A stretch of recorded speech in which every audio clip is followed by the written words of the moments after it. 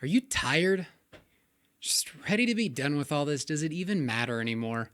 If that's where you're at, then today's video is here for you. We're talking about apathy. Let's dive right in.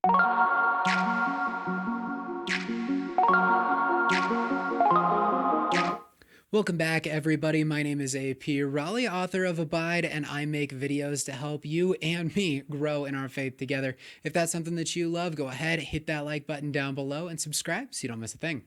Now, when we are talking about apathy, step one that we always do, what in the heck are we actually looking to do? What are we trying to accomplish? When I'm saying I feel apathetic, because there's two very different sides of that. And the best part about the Bible is there's two absolutely amazing stories that follow both sides. Frankly, there's only one that we're really hitting on today, but really briefly, I want to talk about just traditional apathy, which is I don't care and I don't want to do it. You are telling me to do something, and that's not really my problem because I don't care. That's going to be the great story of Jonah. If you want to dive into that, if at some point you're feeling like, man, I probably should care, I just don't. That's the story. And frankly, that one does end in a lot of perspective shift. That's really all that entire story goes into for Jonah. That is, at least, is and Jonah 4 is what I'm talking about. Right at the end, he's ended up preaching this amazing message, and all these people turned around and changed to God. And he's honestly upset about it because he doesn't like the people. And God's talking to him about the value of human life and the value of people, and comparing that to something that he's found valuable already. And that perspective shift is a really big deal when we're talking about the traditional apathy. And especially when we go into work scenarios, it's a lot of times where we deal with that horrific apathy and repetitive scenarios or things like that. If that's something that you're struggling with, a lot of times the biggest help and the biggest push through is really the perspective shift of why it matters. Does it matter, frankly? And really attacking it from that side. But what we're talking about is the fact that you've worked and worked and worked on something. Maybe you've given it your all, and it's not a bad thing. It might even be something that God asked you to do. But you've hit this stopping point where you're just done, where you've taken on so much, stretched yourself to the absolute limit, and then you snapped. And yeah, we're talking, we got all the way to the snapping point. And it's like, why ever do ministry again? Why ever pray again? Why read my Bible? Because I'm too tired. And it goes to that aspect. It's not that I don't see the value. It's not that I don't understand it's important. It's that I feel like I broke myself. Like I kind of hit the end. And I know that's a space I've been in before. It's a space I'm in a lot more than I'd like to admit, because I love taking on a ton of tasks. The urgency, the excitement of having so much going on makes it easier for me to be able to work through things and to press forward, to grow myself. So I love that environment, but when I'm constantly stretching myself over and over and over again, at some point there's going to be a couple of those snaps, and I know I'm not the only one. Now, if you're in that place and you've hit that place, what a lot of people like to tell you to do is press through. Or alternatively, go read your Bible, was just my favorite one, because it's adding more work. Let's find something else for you to do. Let's pile on, because obviously if you're not able to comprehend, you're exhausted, you're having all kinds of problems, you need to go to another group. You need to go to you need to add. It's all about addition. And there are places and times where that's effective. It's true. I'm not going to demean that. But what I want to go to is a really, really cool picture in the Bible, and it's one that's hit me for a long time, which is Elijah. And it's in 1 Kings 19. And Elijah has just gone and done all of this crazy stuff. It's super cool. He's coming after kings. He's basically the only one left to preach God. And he goes and does all this incredible stuff, and at the end of that, he ends up in this spot where he's just done. Dude wants to die. He's asking God to just take him. Just take me now. I'm done. I'm tired. It's too much. And that's legitimately what God says. That's what he's told, is that this is too much for you. An angel comes down and this is too much for you. You can't take it anymore. And what gets me right here is, okay, so we're all kind of clear that, yeah, he was the one that was put there, that was designed to do this. The task is too great for him, which, first off, let's just talk about the fact that it's amazing that God can give you a task that's too much, but he's going to come through for you. There's something else going on there. God doesn't leave you out high and dry, but he's also not going to give you constant, easy tasks. It's not how it goes. It is going to grow you. It is going to stretch you. That's how it's supposed to be. But, and here's our big caveat, what did God do after that point? So this angel comes down and tells him to rest, feeds him, gives him water. Dude goes and talks to God for a long time. He takes a break. And this is something that sometimes we've learned in ministry. I see ministers go on sabbaticals and things like that, but I'm not sure why it's reserved for the clergy to take a rest. It's not a bad thing. This is a good thing. What I'm saying is not that we should take that away. No. Why are we not all taking breaks on occasion? I know that is a big reason why I hit that snapping point. And when I do hit that snapping point, I just throw more on top of it and more on top of it, because eventually I can force myself to stop being apathetic. I know I have that ability, and it's very unkind to myself, because when we hit that point of tired, we're not looking to add more. And the biggest problem is we know how incredibly important the work that we're doing is, especially if God's asked you to do it. It's so important. So how can I put it down? How can I reject it? How can I stop? So we end up turning to all kinds of other things in order to get us through, to keep us going. And it's where a lot of churches end up struggling and pastors end up falling into stuff. And, just us as everyday people, we just can't do it, because God's sitting there going, honestly, I gave you this incredible task, and now what I want you to do is take a nap. Like, that's okay. You know that, right? And that brings me around to when the Sabbath is started, because it's amazing how we'll go through the 10 commandments and we're so cool with don't murder, that makes perfect sense. And when, idolatry, yeah, is bad. And we go down this whole list of all these things, but the one that we always refuse is the Sabbath, which is to literally just take a day off. That's all it's asking, is just take a day off. And there's a verse that I'm always amazed by that says, the Sabbath was made for man, not man for the Sabbath.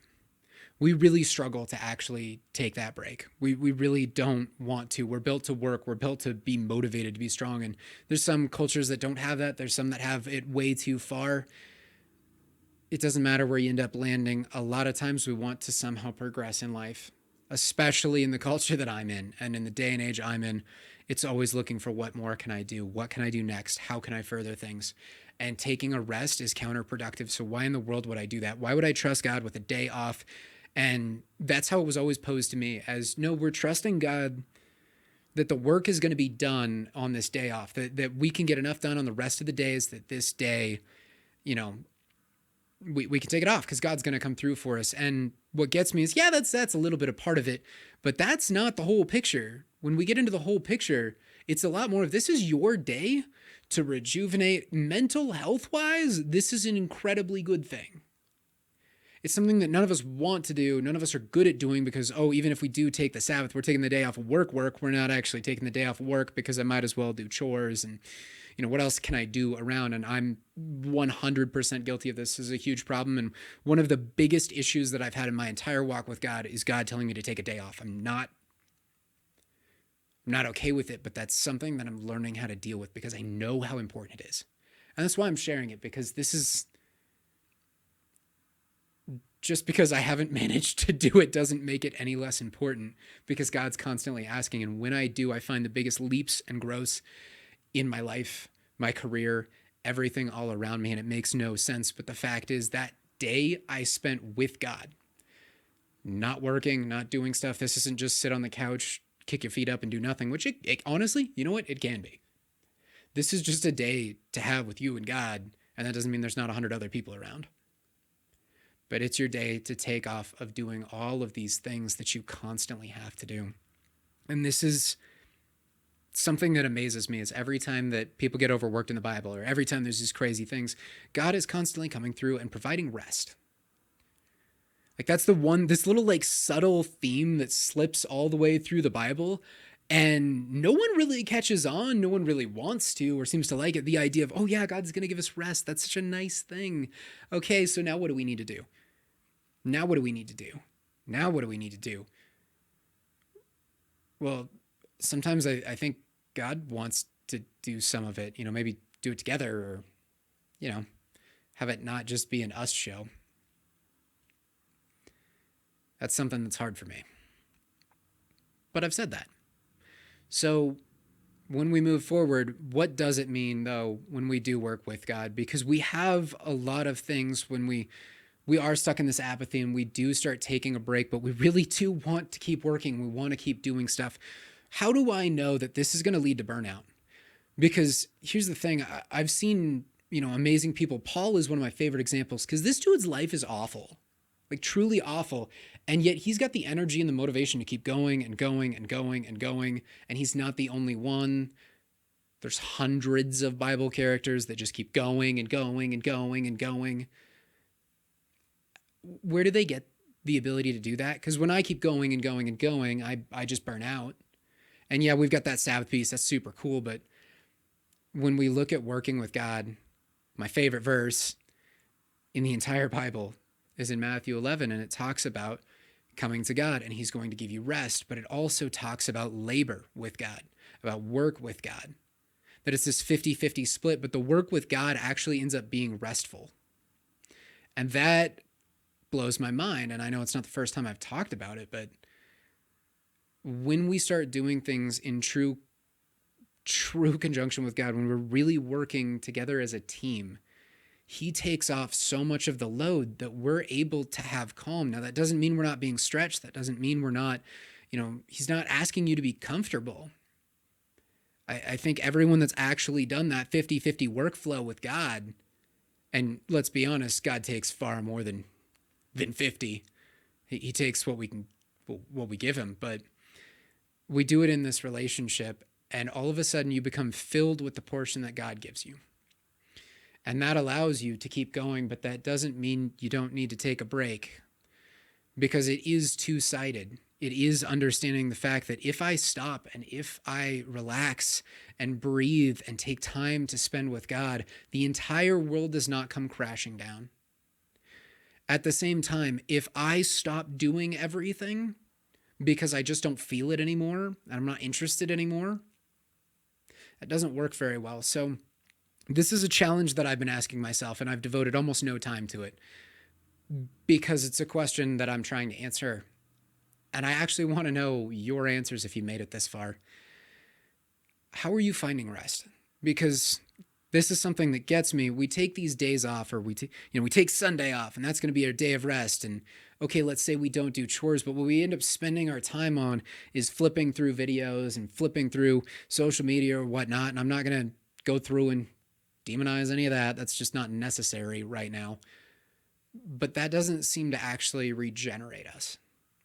So for me, I'm going and seeking now, not just, it's like, God, I don't just want to take a day off. I don't just want to take a day where nothing has happened. I want to take a day where I am actively resting. And this is my new favorite thing, is realizing that not everything has to be passive. You can actively rest. That's a real thing. You can actively not do things that you're trying to get out from. You can actively not sin. There's like counter opposites. You don't have to just passively not do a thing.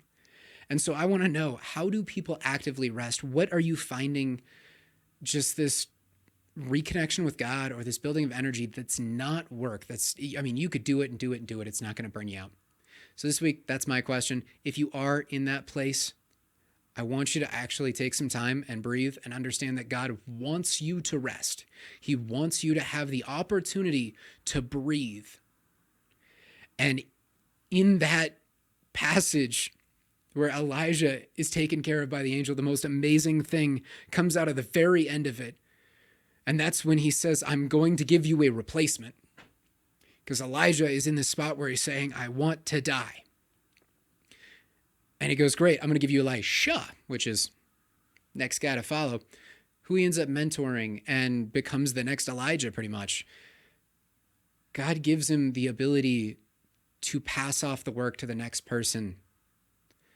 And when Elijah dies, he goes up in a chariot with God. It's not like he died of natural causes. He's one of the few people in the Bible who gets to have my favorite death scenario, which is God just kind of goes, yeah, we're closer to my house than yours. You want to come home?